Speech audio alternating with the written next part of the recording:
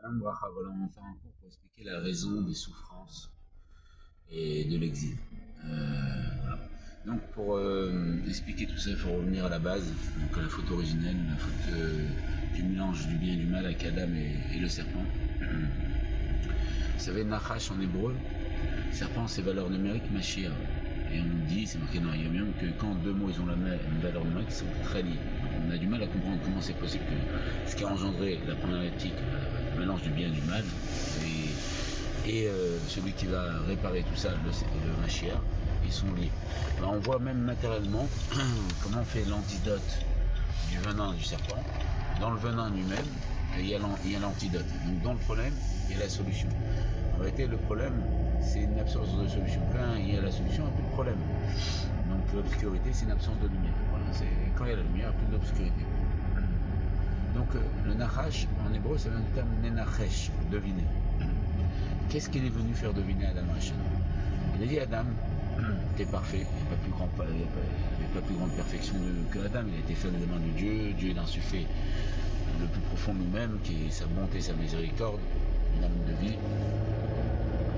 Et t'es parfait dans un monde parfait. S'il n'aurait pas fait la faute, en 3 heures, il y aurait la délivrance, la Géoula. Et il lui a dit, c'est parfaitement mieux. C'est-à-dire quoi? C'est-à-dire que il lui a dit, toi Adam, tu as la plus grande richesse.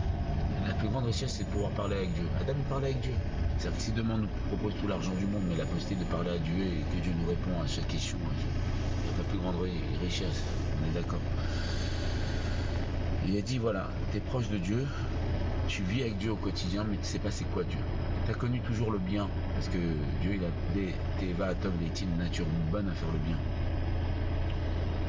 Tu connais que le bien, mais tu sais pas apprécier le bien à sa juste valeur. Pour donner un exemple, c'est comme si un enfant est né riche. S'il est riche, il n'a pas la valeur de l'argent. Donc, il lui a dit, t'es riche, la plus grande richesse c'est des proches de Dieu, mais tu sais pas c'est quoi la richesse, parce que tu n'as pas connu la pauvreté. Et donc, ce qui se passe, ce qu'il dit, c'est que c'est quoi la pauvreté? La pauvreté, c'est le fait de il lui a dit voilà, fais la faute, appauvris-toi, sépare-toi de Dieu.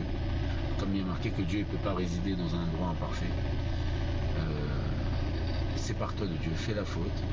Et le fait que tu vas connaître l'obscurité, l'absence de Dieu, l'absence de lumière, tu vas connaître tous les pogroms, toute la Shoah, tous les épreuves en fonction de notre parcours de vie intellectuel, émotionnel. C'est-à-dire que tu vas connaître l'absence de bien. Tu vas connaître le mal, la mort. Et bien quand Dieu va se révéler, tu vas pouvoir l'apprécier à sa juste valeur.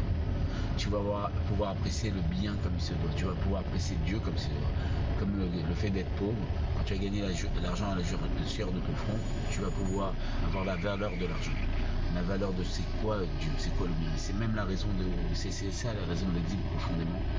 Et c'est pour ça qu'on a tellement souffert dans tous les dorotes pour connaître de telle manière le mal, la mort, tout ce qui se passe, l'horreur de toutes ces générations confondues, pour que quand Dieu va se révéler, on va vraiment l'apprécier à sa juste valeur et apprécier le bien, vraiment comprendre qu'il n'y a pas de mieux que le bien.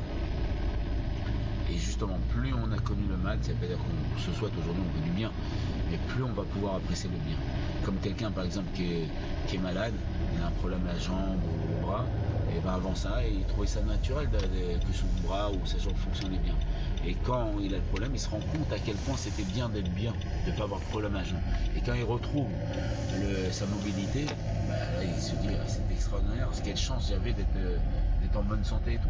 C'est ça. Plus on aura connu le mal et les épreuves et tout ça, et c'est ce qu'on a déjà connu dans toutes les générations et on ne veut plus le connaître actuellement, on veut que du bien tangible et véritable, plus on va pouvoir apprécier le bien. Et le roi David il dit on était comme des rêveurs.